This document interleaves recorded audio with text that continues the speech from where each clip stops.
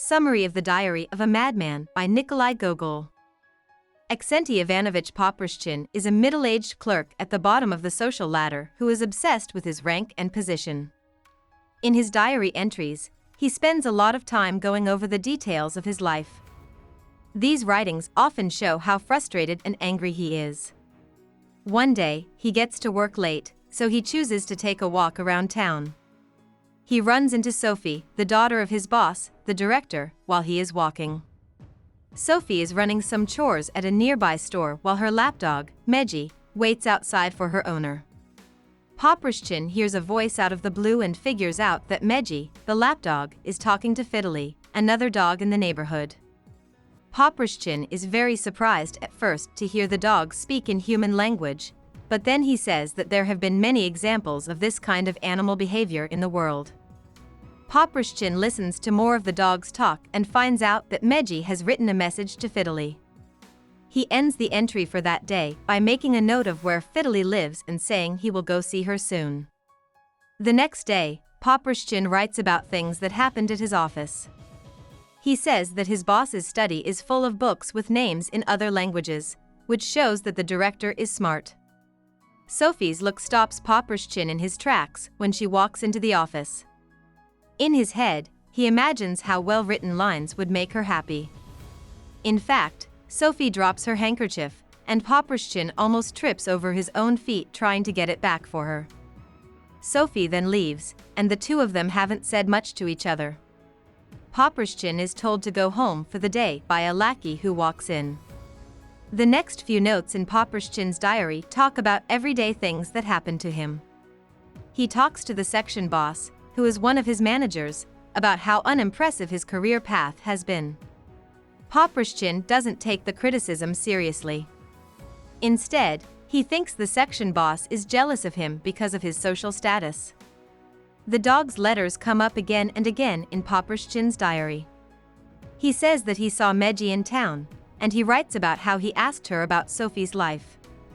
Then he says that he went to Fiddly's house and stole a bundle of little papers. Poprishchin thinks that the letters will help him finally learn about the affairs of his neighborhood, since dogs know all the political relations. Poprishchin doesn't seem surprised by what he has done, and he is sure that dogs can write letters to each other about political drama. Poprishchin reads the letters, which sometimes talk about food and being petted by the dog's owners.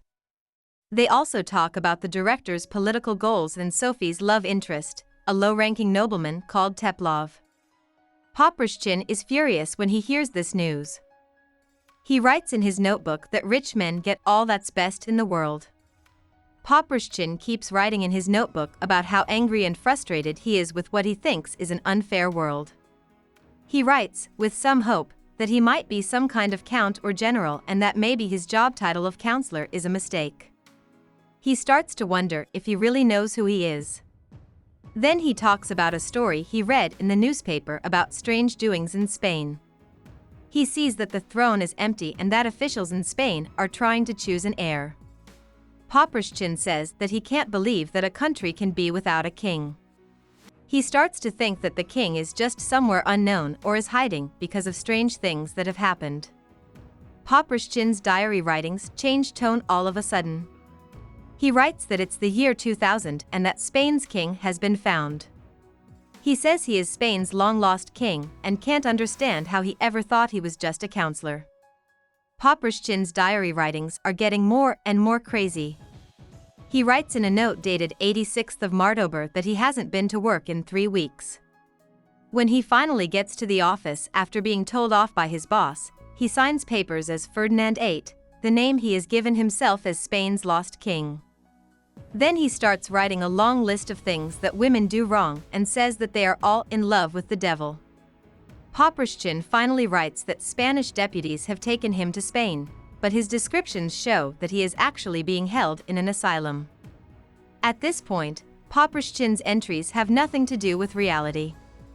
He thinks that China and Spain are one and the same, and he's worried about a situation where the Earth sits on the moon. When he tells the other people in the asylum about his fears, a staff member hits him with a stick. Poprishchin's dream keeps going, and he thinks that the different beatings he gets are court etiquette in Spain. At first, this dream keeps him from seeing how bad his situation really is, even though he admits that the cursed stick is extremely painful. Eventually, though, Poprishchin's idea that he is a king starts to fade as he is physically tortured, and he realizes that he is completely alone. He says his head is burning, and he asks to be saved and taken out of the world.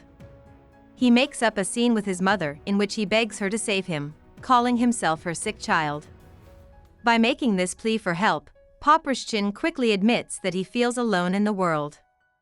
He then says something that doesn't make any sense. He says that the Dey of Algiers, a royal figure, has a bump under his nose, which means that he's gone crazy again. About the author. Nikolai Gogol lived with his parents in the Ukrainian town of Sorokinsky. His parents were petty gentry, a class of people who ran their own farms and lands. Gogol went to St. Petersburg in 1828 to get a job in the government and work on becoming a famous writer. At first, he couldn't make the links he needed to get a job, so he went to Germany and didn't come back to St. Petersburg until he ran out of money.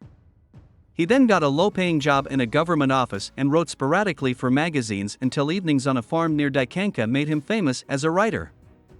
Throughout the 1830s, he kept writing. He published Murgorod and 2 books of prose called arabesques. Nicholas I, the Tsar, gave a straight order for his play, The Government Inspector, to be put on. Gogol moved to Rome after visiting Germany and Switzerland. There, he finished the first part of his book Dead Souls. Dead Souls came out the same year as his first collection of works, which included the famous short story The Overcoat. During the next few years, Gogol tried to finish the next book of Dead Souls, but he became less creative. He went back to Russia in 1848 and finally asked a priest, Matvey Konstantinovsky, for help. The priest told him to do strict ascetic practices and fast, which made Gogol's mood even worse. He finally burned the drafts of the second book in the Dead Souls series, stopped eating, and soon after died. Hope we summarized it fully and you liked it. Please hit the like button and subscribe to our channel so that we are motivated to create more videos.